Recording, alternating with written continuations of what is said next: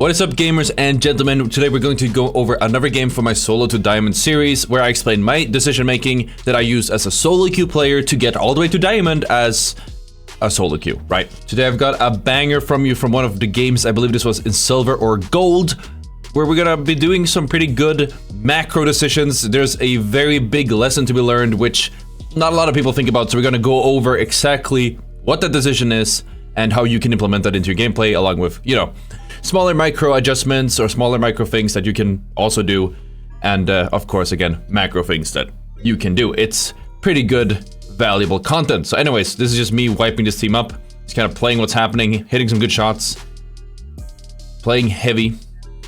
I think that playing heavy is one of the biggest things you can do when it comes to solo queuing, pun intended, because you just have so much firepower. I know nukes have been nerfed, they're still kind of good. We're about to jump into the solo queue to diamond on light soon on my main stream over at twitch.tv/Ottr, or really anywhere else, but there is some merit to playing heavy over anything else, even despite the fact that nukes are nerfed, and even despite the fact you kind of can do them. Because, again, the shotgun is really strong, you have double barriers, you have the RPG, it gives you a lot of potential. The C-Force can still be used in more ways than just blowing people up by throwing stuff at them. This light jump was really good, and actually, I think I ended up getting, yeah, it kills me here. Honestly, that just caught me off guard. I had to get the point in. I think my teammates did not put it in. This makes a lot of sense. We have to get the reset here to stabilize first. It's a good choice from them. So we're playing medium, heavy, heavy. This is probably the most meta way to play at the moment. And it's good to have, maybe, if you have two heavies, one of them might want to use the Louis gun and everyone wants to use the shotgun. Just to give a little bit more versatility over all ranges.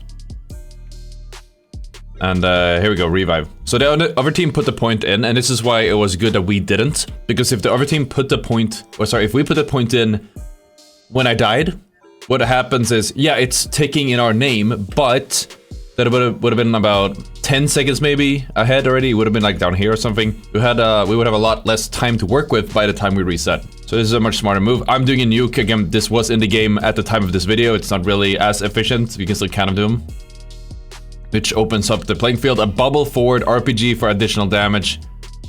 This is my standard rotation or rollout with heavy, always nuke and then RPG, bubble forward. Especially because I'm running the shotgun, I just need to close the gap. The bubble helps me close the gap. And now we're 7-0 thanks to the first two wipes. Great, and now all we have to do is play the high ground. So here we go, people are jumping in, making their jump, or rather making their opening. A bubble so I can play around the bubble. It's a bit scuffed, and I'm aware I'm sniping with the shotgun. It's not optimal, but you're still getting some damage in. It's a pretty good... You'd be surprised how much damage you can do over the shorter ranges as well. And by staying on this high ground, I'm providing some alternate, like a crossfire. I can come at the enemies from two angles. I drop down here to ego this one guy. Apparently orange is there, so I back off to my teammates. And we are doing just fine. I'm just using my shield there. Can probably use it more now that I think about it, but all that matters is staying alive. The point's in our name. As long as we are alive, the point will keep ticking down, and we will get closer to getting our 10k from the first cash out. So that's great, we got it on the point, and now it's just cleanup duty. I can feel we have a really good team behind us. The medium is providing some pressure with the Louis gun of a range. The medium is not only providing pressure, but they're running healing beam, which is, like, personally, I don't really want to run it too much when I do play medium, especially in solo queue, but I can see some value in the healing beam to make sure that your teammates are topped up. So that's pretty nice of him to be a team player doing that. We're building a nuke here. I'm gonna skip ahead. Skip the Oppenheimer documentary here. See if we can hit that. It falls down. Let's get the cleanup.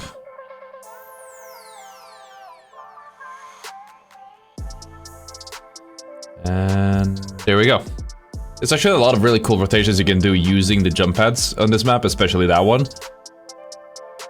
But I've been playing around a lot with it, and maybe we'll do a video explaining them at one point.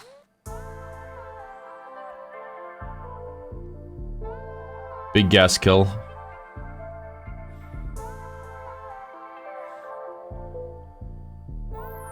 Now we're kind of wasting some time here, not taking a fight ourselves, so it's good that we... Actually, I think my teammate, someone put the vault in when I was in... Oh yeah, it's because we skipped ahead on the video. My teammate, we took the vault from the rooftop, they got it brought here, over here. I'm just not gonna skip again. We'll try to skip ahead and post if necessary. So my teammate ends up fighting a team here. We're very split in general. All of us are in a different position. We do have the cash out, which is great, but we need to pay more closer attention to where everyone else is. We could probably play like back here or something. Just to have something happen.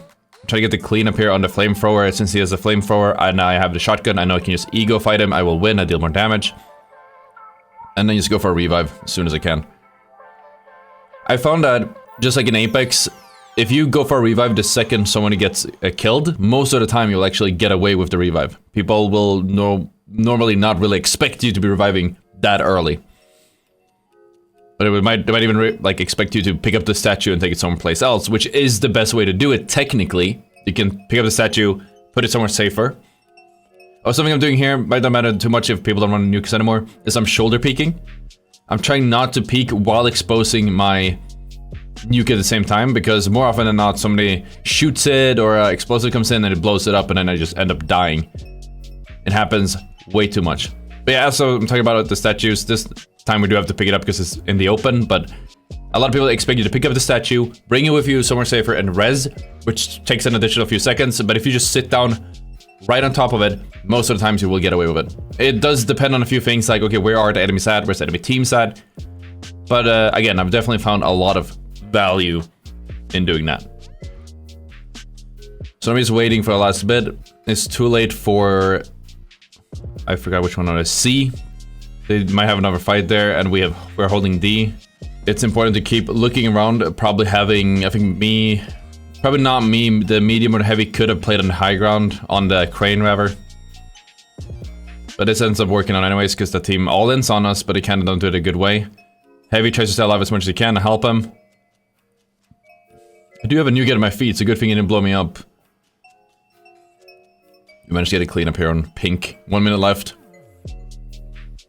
And even with 22k at this point, neither purple or pink can come back in the game. They need to get 22k and they need to kill us, kill one of us. I don't even think killing us would be sufficient, but kill, yeah, that would be enough. But I would have to actually wipe me or us or orange, which is a lot of work.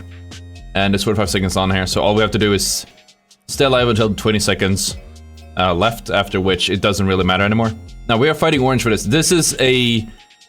Orange is opening this vault, which is very risky. They might want to get some money. I'm not entirely sure why they're doing it or they don't pay attention. But by doing this, they open a window for purple or for pink to steal that and put it in the point. I mean, A is, I think, on a moving platform, as you can see it there in the edge of the screen. It's coming in. You kind of don't want to take this, open this vault for no reason, and you don't want to take this fight. Like, we should not have left high ground, technically. As long as these guys are...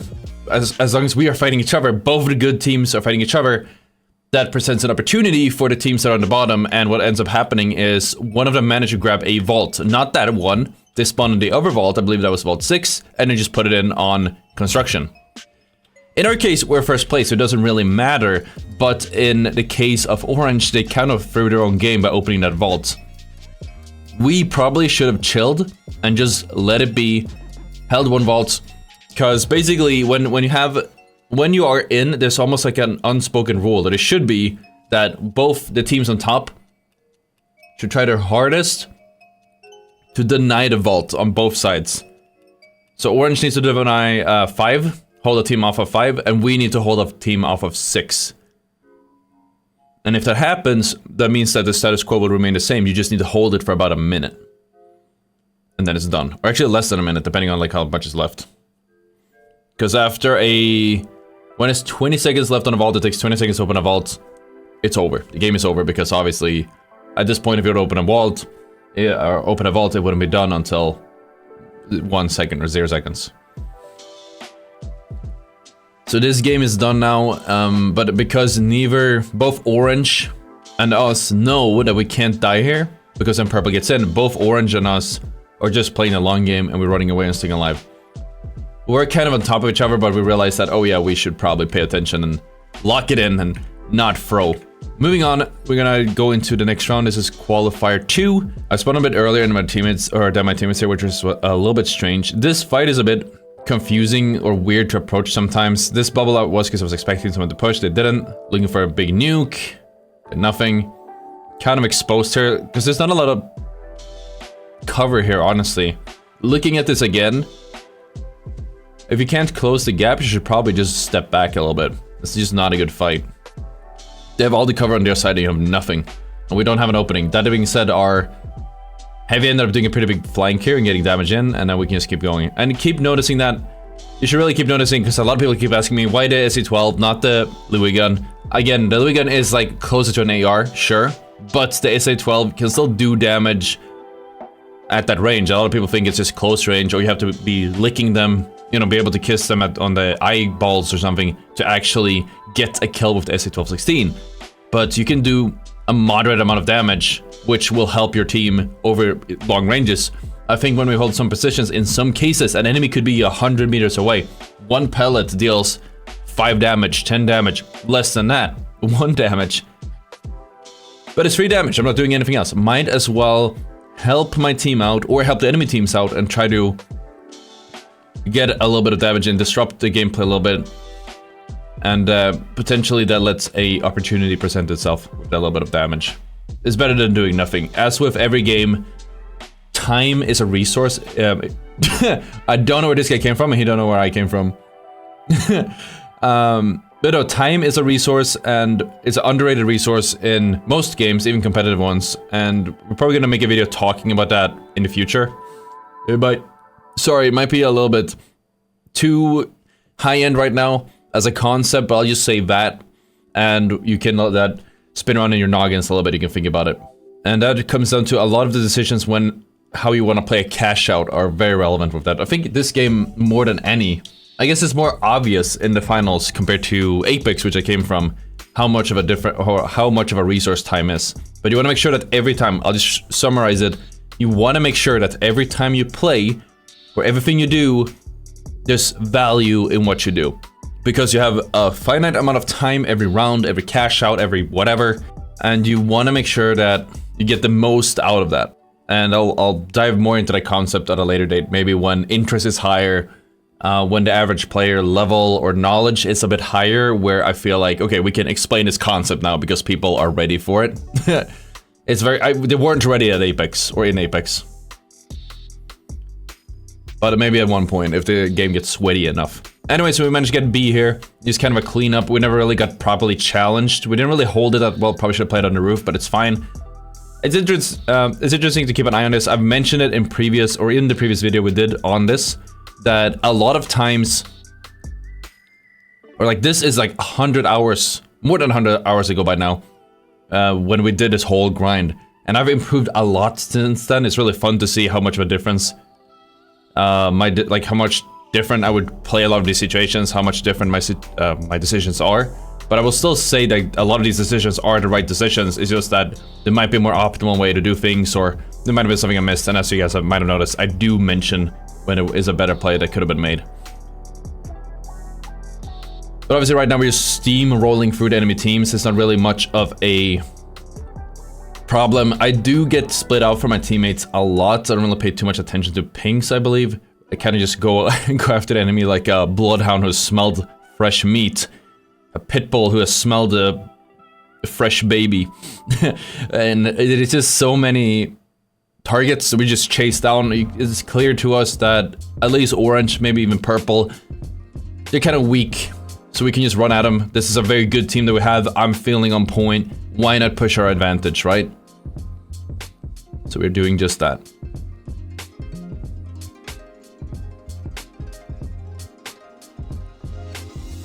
Zipping up there with holding the shield up.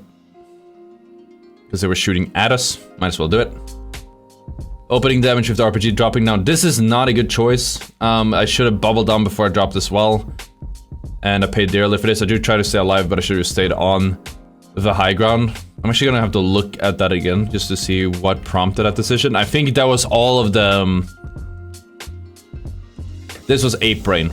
But also my teammate was there, he was getting a lot of focus. I was like, okay, go for RPG damage, help him out. I think he was just randomly flaming somewhere because there wasn't even anyone on him.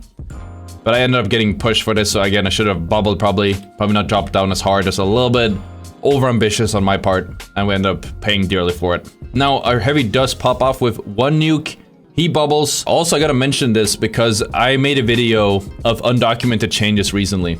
A lot of you guys told me that, oh yeah, no, the flamethrower is always going through shields, right? No. I watched today, the flamethrower teammates today. Flamethrowers do no longer go through shields this patch because they weren't supposed to. That was a glitch. A lot of you guys in the comments in that one video told me, you're crazy. It's always been like that. You're just making things up. That's always been in the game. And they're like, you guys were trying to gaslight me. Turns out I was right. So who's the one gaslighting who now, huh? I'm just vindicated in that. I wasn't 100% confident whether that was in the game or not, but really glad to see that they did fix that. I wonder how much they look at my undocumented changes videos for bugs at this point. Hopefully Hamburger looks at it a lot. If you guys do, some accreditation would be great. But either way, going for a C4 chaining, I think we get another chance to showcase that concept later. Playing the edge here, trying not to go too hard. Oh, I mentioned it in the VOD here as well. So what I was doing there was going for a C4 chain. I'll try to mention it later, because I think we will go for it a little bit later in this game. This is a bit of a greedy one, but we go for damage, we go back behind cover, we go for more damage. But my teammate pushed up with the shield, he made it obvious that he needed it, so I ended up helping, you know, pushing forward with him and dealing the damage. They ended up fixing a climb spot there that I wanted to try, which is on the edge. You can still climb on the edge on some of those, but in most cases you can't. As in here, in some cases you can climb up on this railing, and there's a pixel ledge you can stand on. You can see the ledge, but you can stand on it.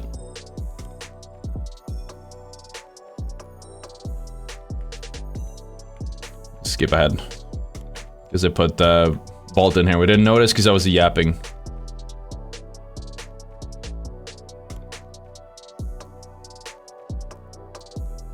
My bubble cannon disappeared. I think it was with the RPG, actually. It broke the dome in the middle. Is the quality good, by the way? I have to ask you guys. I'm watching on a 1080p monitor. Sorry, I'm not. I'm watching on a 1440p monitor, so I don't really know how good it is. For you guys, if this is up to par. Okay, I'm looking for a C4 damage here, trying to get an opening, trying to get something to work with. One of my teammates are dead. They were about to die. Look for RPG follow-up. Just something. He did end up trading. Actually ended up wiping red, so we're fine. But I didn't do too much there. All of red is dead, but it's a really hard point to take, so you have to play this perfectly. This is actually... This fight that follows is really, really good, if I remember correctly. So we're gonna go over it really well. We'll try to go over it in as many ways as we can. The Heavy and I... None of this is communicated, but we want this point. We don't actually need it. We need to not die, kind of, and we want this point. Those are the two rules we'll notice. 50 seconds left on the clock. I bubble forward here to get info to see what's going on. We can see that the APS is blocking us, so try to break the APS. I do break the APS. My teammate pushes forward with the flamethrower, trying to do what he can. I'm looking for a C4 lob, or like a C4 grenade, I guess we'll call them. Nothing really happens. My teammate gets caught out. Flamethrower breaks the gas. He shields, I shield. We're playing to sustain. Medium is healing. I'm holding my shield. Teammate takes the hint, pulls up his flamethrower, goes ham, kills the medium. The other mediums or other players are already dead. Only one guy left on orange now. I push forward, not with a shield, but because I'm full health, I know I can win those. 4 shots left in the SC-1216. Probably not the best idea to ego him, but I know he's low. He goes ham, he goes straight in, and I have to reload. Now the third party comes in, one of my teammates gets knocked, actually the medium gets knocked, and now all we have to do is stay alive to deny them from capping. We cannot fight him. It's a 2v3. I guess the full team pushing us for low health, we have no cooldowns. And I'm pretty sure both me and my teammate understand that, because I'm just staying in this bubble waiting. He just burns the hell out of the entire point, trying to deny anything to happen. We do end up dying here, but we get the cap. However, at the same time, purple put the point in. We probably spent too much time on this, so we actually ended up having to play this for overtime. Also, I recently learned, this might be common knowledge, I had no idea. Apparently, when it goes into overtime, the cash out takes about 60 seconds. When it isn't in overtime, it's actually 2 minutes. I had no idea. It doesn't say that anywhere. That's definitely something that should feature in a tutorial. I am working on a list of things that you should probably have been told in the tutorial, because it is pretty lackluster. If you guys have other things that you think should be mentioned in the tutorial, please do not hesitate to let me know in the comments, and we'll make a thing about it. But anyways, let's talk about how we approach A. We are fine either way. Just saying that right now. It does not matter what we do. we are gonna be fine money-wise. If we die, maybe we'll be second place instead of first, but we're not gonna lose. So we can just go ham with this. Play shields, throw some C4 out, make a mini nuke. A lot of people underestimate the value of a 1 C4 nuke. That guy actually had a nuke as well, so I blew his up, but a 1 C4 nuke will be enough to get a kill more often than not. So despite the nerfs, you can still do a 1 C4 nuke, especially on a orange barrel or a green barrel, and that will still be enough to get a kill most of the time, or do enough damage to make a difference. Vault 2, how do we get Vault 2? This is qualifying round 3. How do we deal with that?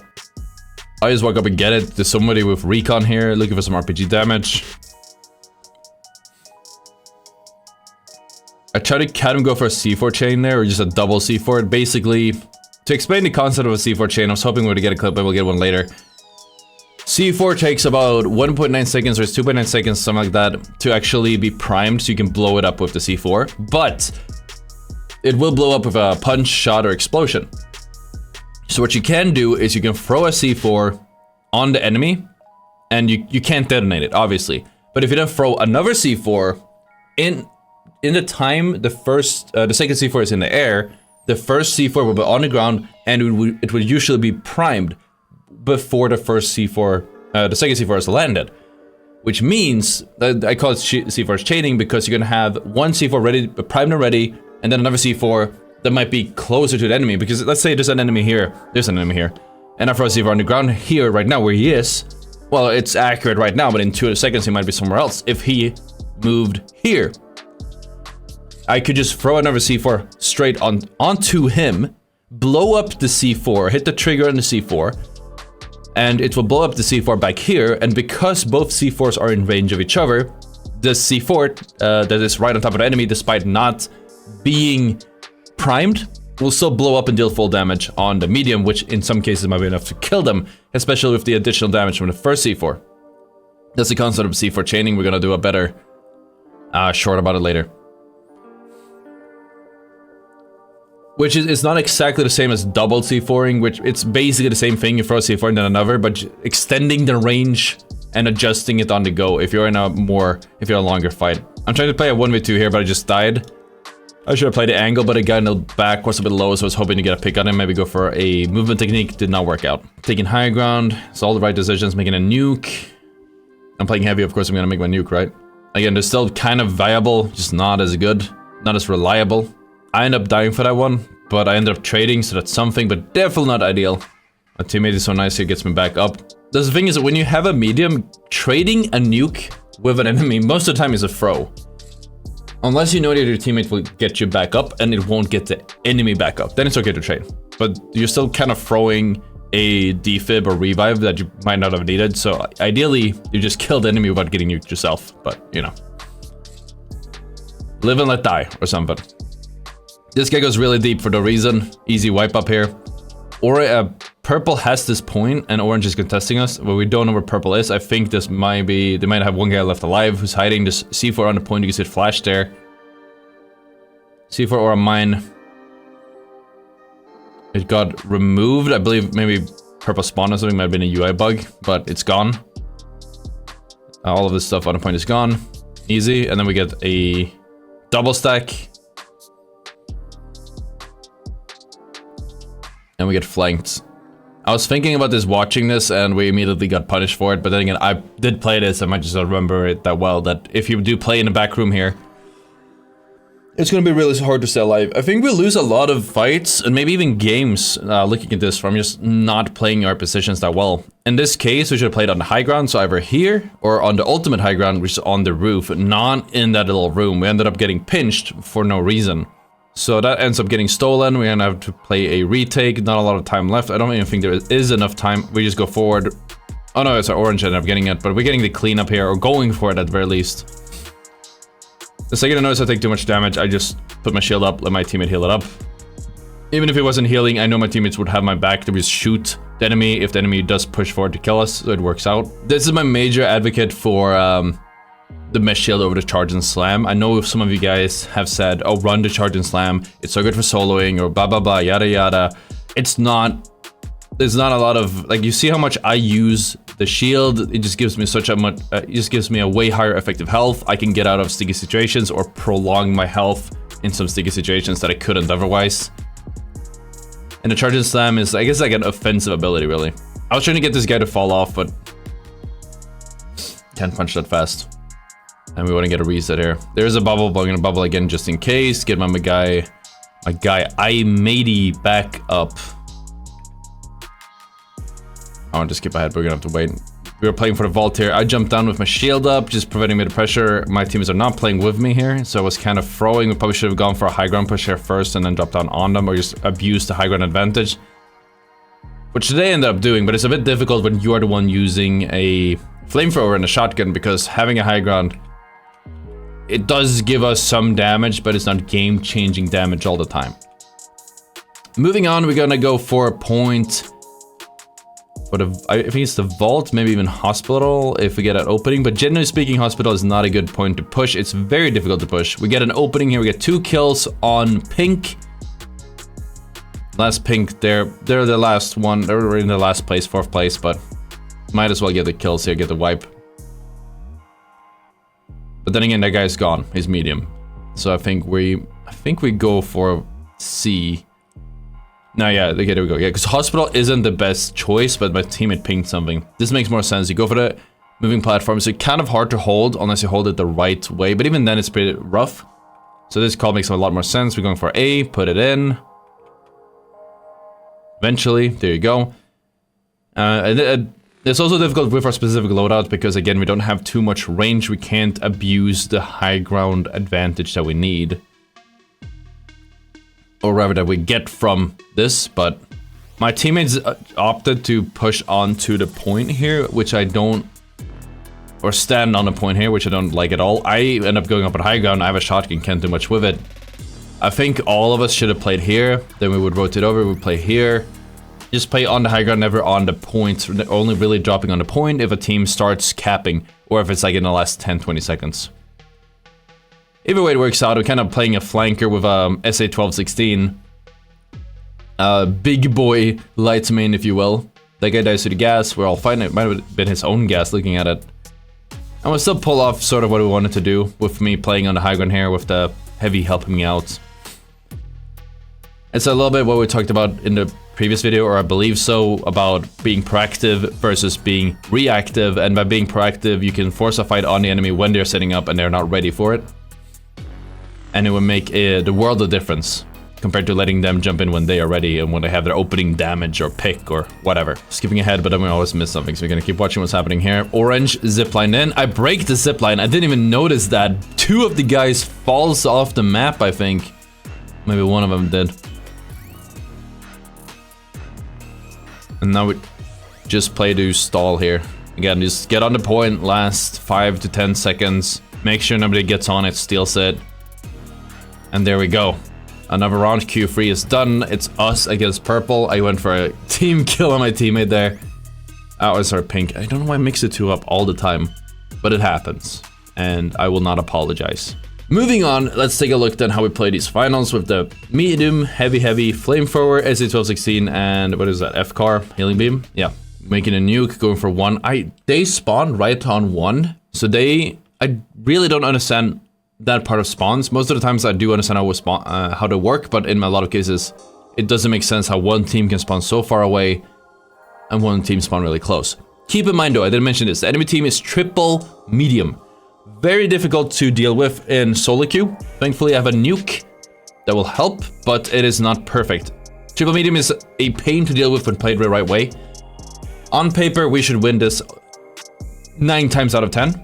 But if triple medium plays this really well, they rotate well, they play off of each other really well, they play high ground and positioning really well, it will be a pain for us to actually take care of them.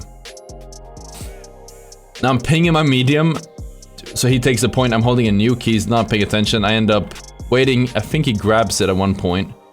But the heavy, oh he doesn't know, the heavy gets into the fight, we go push forward, I go to clean up the mediums. Last medium helps out a little bit. He wants to start the timer. It's fine for us because, yeah, it's fine. I want to put it on B but I see that hospital is in place. I'm debating putting it in hospital. That being said, we do have a good high ground from here. It's right here. I want to start getting some points on, or whatever, some timer. What am I saying? Some points on the timer. There we go.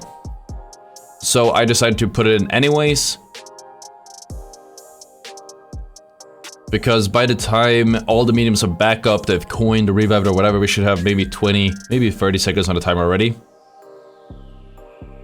We got like 10 seconds on it for free. That's something. And since medium doesn't have a high ground advantage, as long as I don't take my roof here, we're fine. That means that it's good for us to play here. I drop off of this high ground, a little bit greedy now that I think about it. I don't want to nuke him because he's right there. It's not a good trade for me.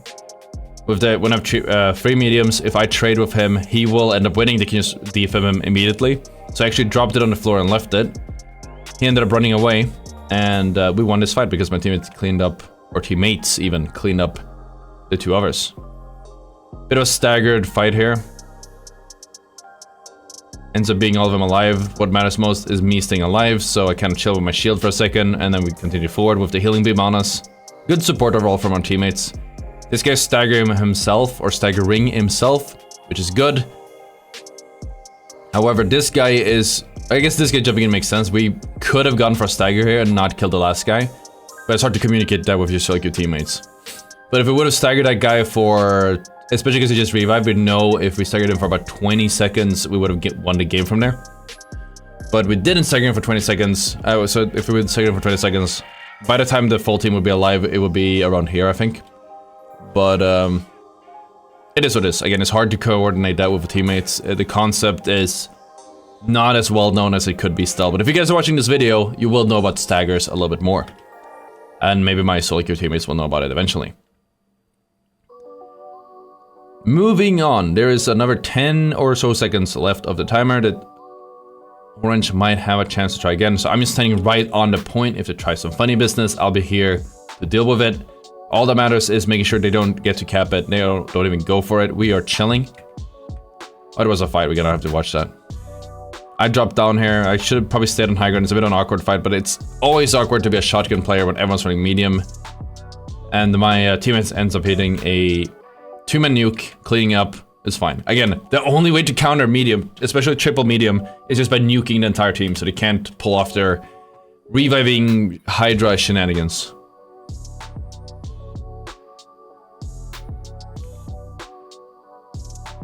Moving on then, now we have the hospital point we didn't cap earlier. I pick up the vault and we go to A. How are we gonna play hospital, chat? Or commenters, you guys in chat. I've also been working on that specific rollout. It's fun to see that it worked out. So I build a nuke, that's the first answer. Sorry, my bad, there we go. Skip that a little bit. They already crossed green, so we did a poor job scouting. They should not have been able to cross green without getting picked, but I get a nuke. Get a new kill off of that RPG follow-up, and then bubble for the last kill. We don't really have to chase this guy too hard, but we do get the kills. So what I'm doing now is I'm moving up a little bit. I'm standing on the green bridge, and by doing this, in theory, there's one spawn here in green, one of the most well-known spawns on the game, or in the game, and then there's another spawn over here behind my beautiful face. Well, even a bit more farther to the right. And I'm trying to think of a position I can stand on. Maybe on that roof, or maybe on the by the vents here, where it blocks both of the spawns and sends the teammates, or rather, the enemies, all the way back here. Maybe even here, or back here, on the other point over there. Still experimenting with that, but at least we deny green, which will take a lot of time from them. What happens a lot when they do spawn on that side is they go for the crane. So it usually backfires a little bit. And that's exactly what they did here. So they spawned on there, on the building there. That's what I'm talking about. This one, I don't have like a clear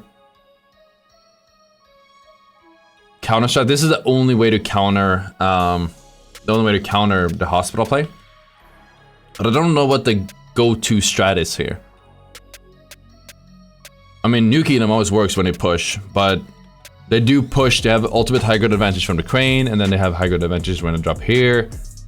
I guess depending on how they play it, you either don't play their game like we did by walking inside and play on the point, or you hit a big nuke. That works as well. I push out here to get the cleanup or help out since we did get an opening. Last guy alive, how is he playing that? He is there and he's just running away. Not much else he can do than try to stay alive and have his teammates coin in, but actually it's GG.